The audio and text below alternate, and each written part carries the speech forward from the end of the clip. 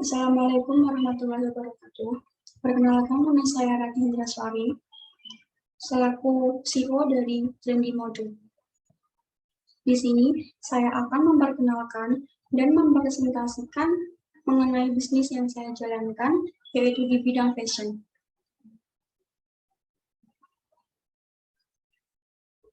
Trendy Mode sendiri itu beralamatkan di Bamban 3 Blok B, Kota Tanah Bumbu, Kalimantan Selatan.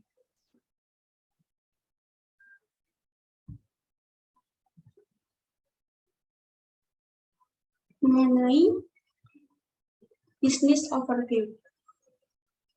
Jadi, tidak bisa dipungkiri, seiring berkembangnya zaman, gaya berbusana wanita khususnya remaja semakin berkembang pesat.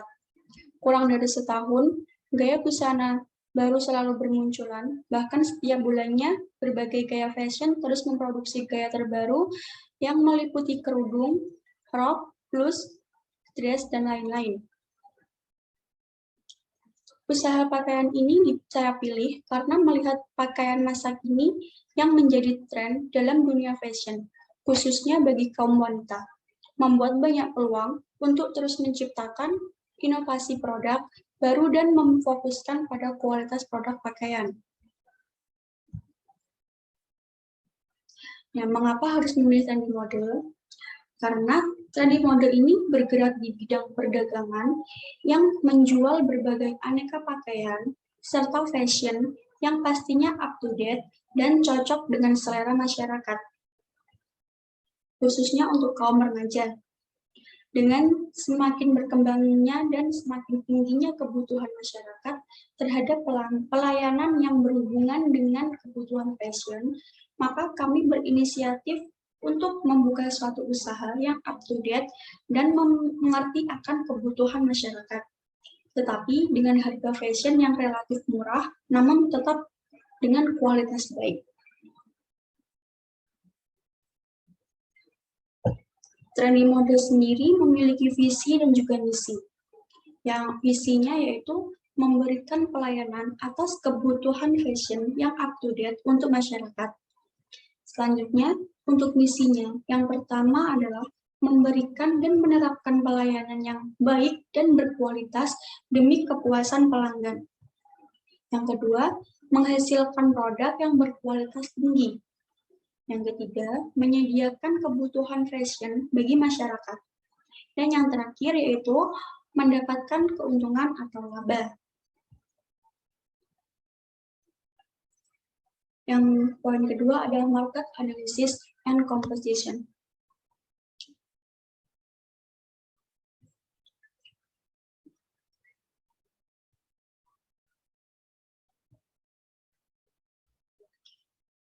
Trendy Mode menganalisis pasar dan pemasaran, yaitu dengan harga yang ditawarkan mulai dari 25.000 sampai dengan 100.000 rupiah.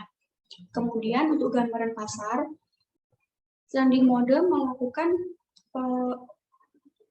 untuk gambaran pasarnya secara face to face kepada konsumen dan melalui media sosial. Untuk yang ketiga, untuk target pasarnya,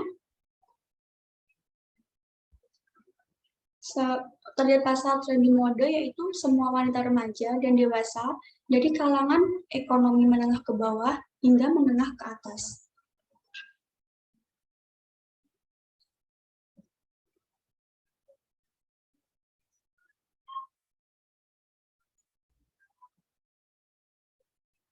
Selanjutnya ada rencana pemasaran, yaitu masuk dalam daftar harga.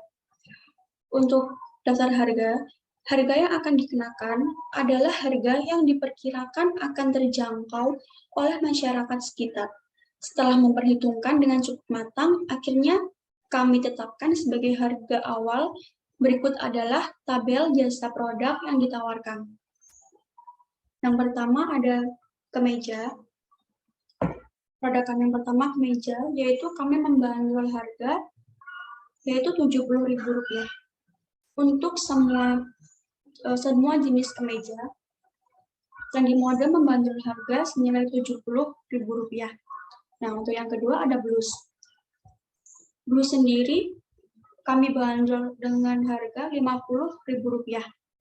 Itu sama dengan kemeja, itu semua jenis blus harganya Rp50.000. Nah, produk kita yang ketiga ada tunik. Untuk tunik kita membandrol harga Rp9.000. Nah, yang keempat ada dress panjang. Dress panjang ini adalah harga yang paling tinggi di antara produk kami ya. Jadi kami bandrol harga Rp100.000. Untuk rok kami membandrol harga Rp80.000. Untuk jaket kami bandrol harga Rp75.000.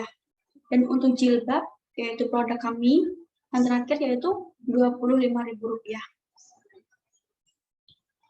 Jadi kita tetapkan harga itu semuanya sama. Jadi jenis kemeja, jenis blus, jenis tunik, dress panjang, rok, jaket, jilbab itu harganya sama.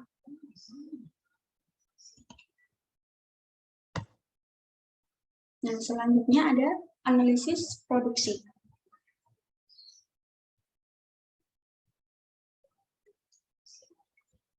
Untuk analisis produksi, yaitu kita menggunakan bahan-bahan sebagai berikut. Untuk bahannya adalah, yang pertama ada kain, yang kedua ada benang, yang ketiga ada perhiasan untuk baju, dan yang keempat kancing dan juga resleting. Setelah itu kita masuk ke proses pembuatan. Untuk proses pembuatannya sendiri, yang pertama kita membuat pola. Setelah pola kita buat, selesai jadi kita buat, kita masuk ke tahap kedua yaitu memotong kain. Kita memotong kain sesuai dengan pola yang telah kita buat sebelumnya. Setelah kita memotong kain, kita masuk ke tahap yang ketiga yaitu mengobras kain. Jadi, kita mengobras kain itu bertujuan untuk supaya kain yang di pinggirannya itu tidak gampang rusak. Jadi, tetap dan menambah kerapian juga. Setelah proses pengobrasan kain, kita lanjut ke tahap yang keempat, yaitu menjahit kain. Kita jahit kain sesuai dengan pola dan potongan kain yang sudah jadi sebelumnya. Setelah kita menjahit kain, kita masuk ke tahap yang kelima, yaitu kita membuat lubang kancing. Kalau kita buat lubang kancing itu untuk kemeja, blus, dress, jaket, rok, itu yang ada kancingnya, kita buat lubang kancing. Selanjutnya, kita masuk ke tahap yang keenam, yaitu pemasangan perhiasan dan kancing. Jadi, kita pasang kancing, dan apabila kita dress atau blus itu ada talinya, kita pasang tali. Jika ada resleting, kita pasang resleting, dan kita kasih perhiasan lainnya.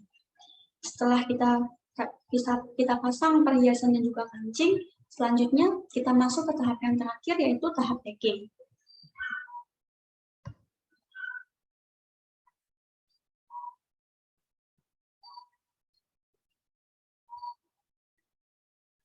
Untuk rencana produksi. Jadi, proses produksi kami lakukan secara terus-menerus setiap hari tanpa menunggu adanya pesanan. Hal ini dimaksudkan untuk menambah koleksi model pakaian kami. Tetapi tentu saja dengan perhitungan modal yang tersedia dan waktu yang tepat. Dan tentu saja kami senantiasa menjaga kualitas dengan memilih bahan baku terbaik dan melukisnya dengan teknik yang baik pula, sehingga menghasilkan suatu pakaian yang memiliki nilai tinggi. Bahan baku yang digunakan kami dapatkan dari perusahaan lain, tetapi kami akan mencari bahan yang terbaik. Jadi, meskipun kita belum memproduksi bahan sendiri, kita mengambil bahan-bahan itu dari perusahaan yang memiliki kualitas baik. Jadi, kita benar-benar mencari bahan itu yang berkualitas baik, supaya nanti produk yang kita hasilkan itu juga memiliki kualitas baik dan tidak mengecewakan. Seperti itu.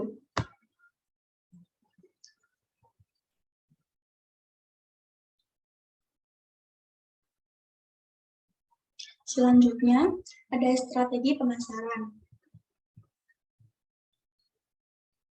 Untuk strategi pemasaran sendiri, untuk produk, kita berinovasi dalam pembuatan pakaian. Jadi kita terus berinovasi untuk membuat model terbaru, terus warna terbaru. Pokoknya kita selalu terus berinovasi dalam pembuatan produk.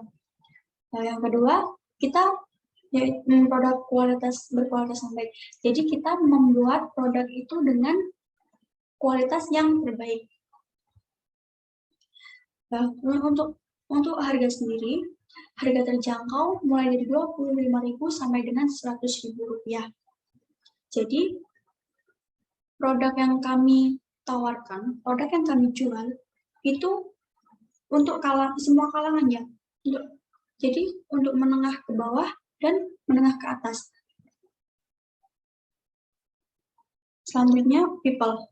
Untuk people sendiri, pelayanan yang tidak mengecewakan. Jadi, kita itu akan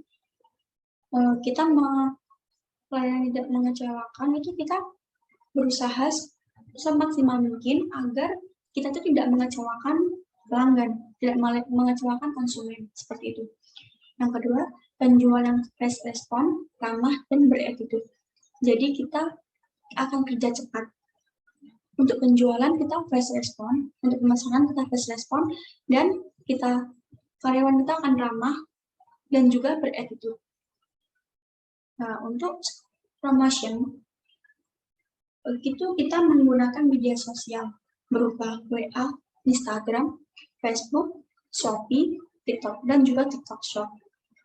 Kita menggunakan TikTok Shop karena itu akhir-akhir ini banyak konsumen yang mencari produk itu melalui TikTok Shop.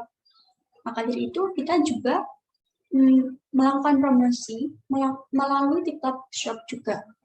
Yang kedua, kita pembayaran COD dan e-wallet. Jadi kita menerima pembayaran melalui COD dan juga e-wallet. Seperti itu.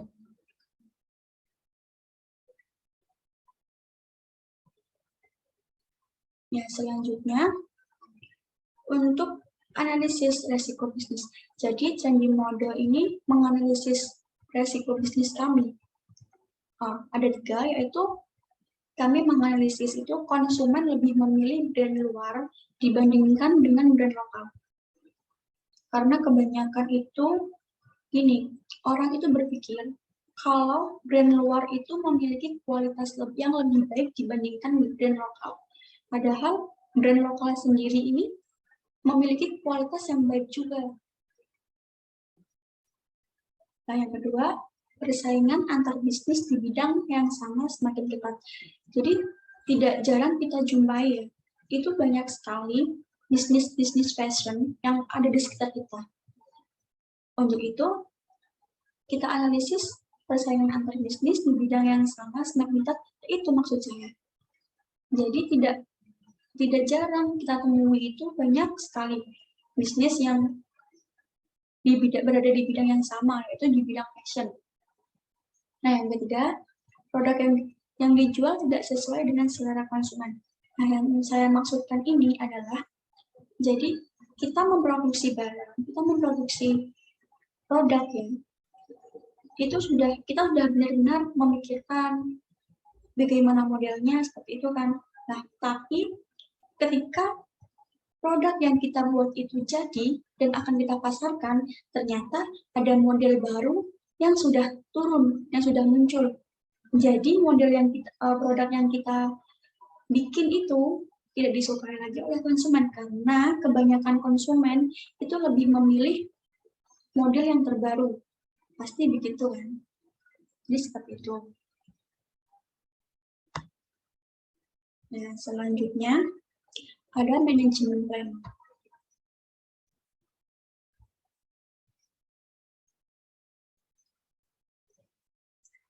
Jadi, untuk manajemen plan ini ada biaya variabel, biaya pendukung, dan juga biaya tetap. Untuk biaya variabel, kita menggunakan jenis kain flanel, kain crinkle, kain rayon premium, kain jeans, kain rajut, kain ceruti. Nah, untuk harganya sendiri, kain flanel itu Rp1 juta per rollnya. Dan kita membutuhkan 5 roll. Jadi jumlahnya kita membutuhkan dana 5 juta untuk 5 roll kain flanel. Nah, yang kedua, untuk kain crinkle. Kain crinkle itu harganya 1 roll Rp1.200.000. Dan kita membutuhkan 8 roll.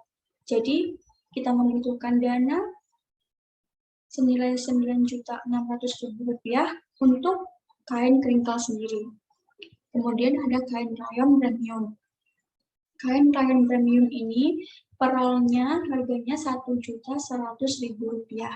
Dan kita memerlukan 5 roll. Jadi, jumlah dana yang kita butuhkan adalah Rp5.500.000 untuk kain rayon premium sendiri. Selanjutnya, ada kain jeans. Untuk kain jeans, harganya yaitu Rp1.300.000 untuk 1 roll. Dan kita membutuhkan 3 roll. Jadi, kita membutuhkan uang Rp3.900.000 untuk kain jeans. Selanjutnya, ada kain rajut. Untuk kain rajut sendiri ini, per rollnya harganya Rp750.000. Dan kita membutuhkan 3 roll. Jadi, kita membutuhkan uang untuk kain rajut itu Rp2.250.000. Selanjutnya, ada kain ceruti. Untuk kain ceruti sendiri, 1 roll itu Rp500.000. Dan kita memerlukan 3 roll. Jadi, jumlahnya Rp1.500.000. Nah, untuk biaya variabel, untuk biaya pembelian kain, itu kita jumlahkan semua senilai Rp27.750.000 untuk pembelian kain. Selanjutnya, ada biaya pendukung. Biaya pendukung yaitu seperti mesin, benang, meteran, dan lain-lain, dan juga penyewaan gedung. Untuk mesin, kita memerlukan uang senilai Rp5 juta. Untuk benang, meteran, dan lain-lain, kita memerlukan Rp2 juta. Dan untuk penyewaan gedung, kita memerlukan dana sebesar Rp7 juta. Jadi untuk biaya pendukung, totalnya adalah Rp14 juta. Dan selanjutnya, ada biaya tetap. Biaya tetap sendiri ini yaitu berupa gaji karyawan, listrik, dan juga transportasi. Nah, untuk gaji karyawan, kita memerlukan dana sebesar Rp10 juta. Untuk listrik, kita memerlukan Rp3 juta. Dan untuk transportasi, kita memerlukan dana sebesar Rp2 juta. Jadi untuk biaya tetap sendiri, totalnya adalah Rp15 juta.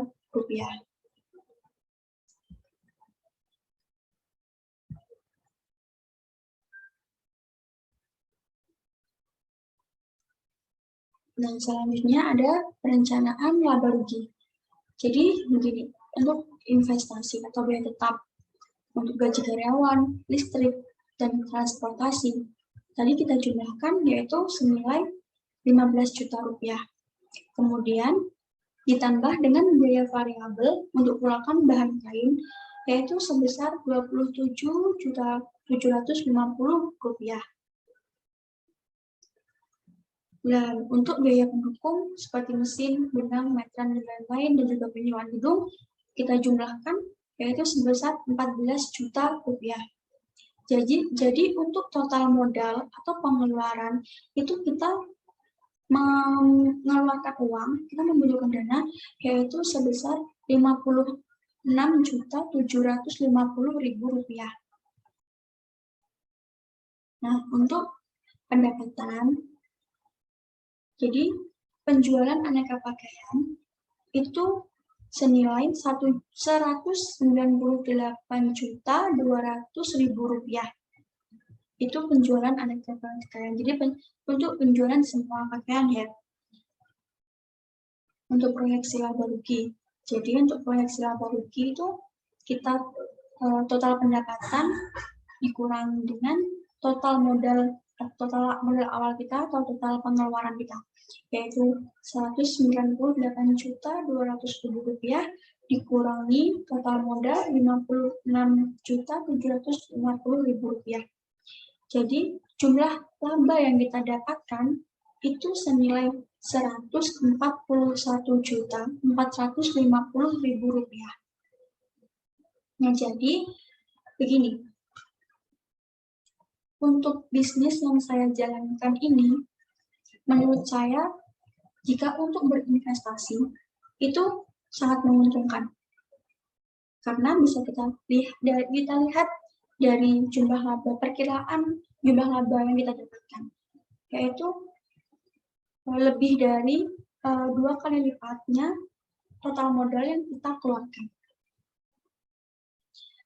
Jadi untuk berinvestasi, saya rasa bisnis yang saya jalankan ini cukup aman. Seperti itu.